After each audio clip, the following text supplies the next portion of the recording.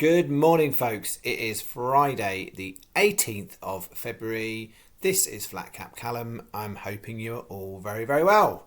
All right, today racing has been quite decimated by the weather. We've still got Kelso, we've still got Meydan, and I'm still going to do something, but I'm only going to do half stake. So I've got a half stake day today, £10, but I have got three little bets that I think are worth a go.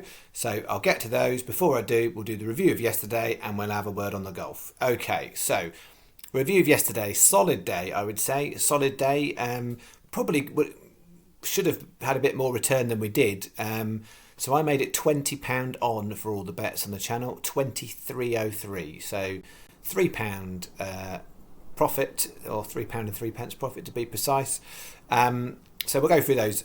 So we had the each way treble, which was rubbish, to be honest. None of them even got placed, which is, I think, never happened before when I've done a kind of a straight up treble on this channel.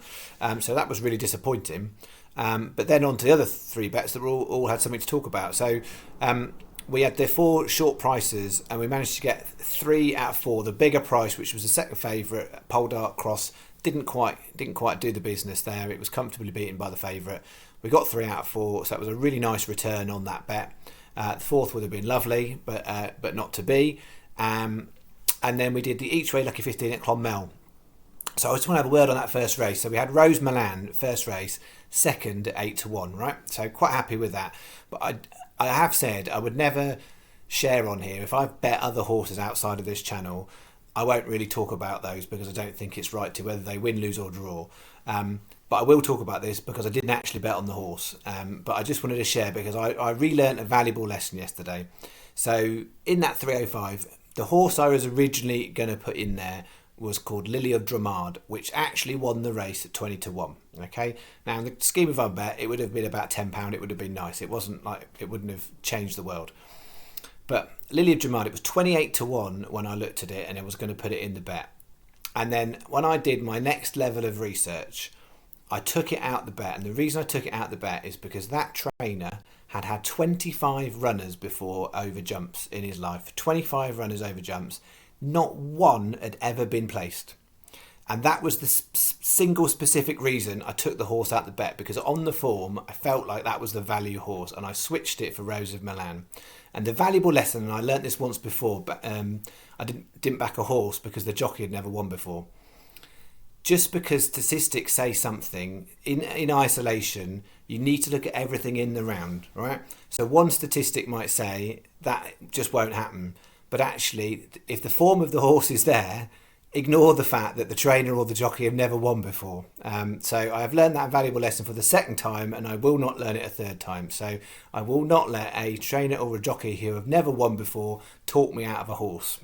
Okay, running down the rest of them, 340, we had Clonmoyle, which was respectable, but only 8th. And then I really narks off about the 415. So Father Elby finished down the field. If you watch that race, they never ever really got it to try. It was a schooling every time. That's the kind of race for me where I look at that and I think that's where I would want to see a fine handed out there to a jockey or a trainer, because it did not look like they tried with that horse. It was out the back the whole way. It didn't really look like it was an ask for an effort. When that goes into a handicap, you watch that first time out, it will run a decent race. Father LB in a handicap first time chase. Then 450, Moss Town Miller, we had it 16-1 on the channel. It was backed into a lot shorter than that. So each way double. And then the Chelmsford one started off great. We had Asimova third, Expert Opinion, which I said to you yesterday, it was my horse of the day for value. I couldn't understand why it was such the price it was. And it was only beating a neck. The odds on, when it was short price, wasn't odds on. Short price favourite came from last to first, swooped and nabbed it on the line, bit it by a neck. So 18-1 place is decent. Clearly 18-1 winner would have been better. And then the next two, Boy George was just nudged out the placings, which was unfortunate. And then Global Art didn't run any sort of race. So overall, as I said, 20 on, 23.03 back. Nice bit of profit there.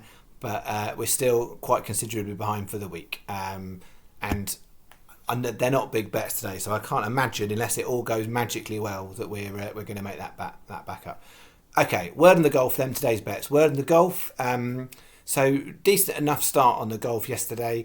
So first round had been played. We had mixed bag in that Max Homer is tied for second, really decent round, and Carlos Ortiz is tied for 12th. So really good. Those two had a great start on there. Kevin Na did what Kevin Na did. I think it was 5 bogeys, 4 birdies, a bit of everything on there. So he's mid-pack at the moment. Doesn't look like it's going to be his weekend. And then Taylor Gooch. I mean, look at Taylor Gooch's scorecard. On on hole 1, I think he played it back to front, but on hole 1, hit an eagle. But then also on that same front 9, hit a double bogey and a treble bogey. So I don't know quite what was going on with Taylor Gooch yesterday, but he's shot himself for the weekend. Okay. We got chances, and then the Chubb Classic starts this afternoon about 2 o'clock. I think they're teeing off our golfers.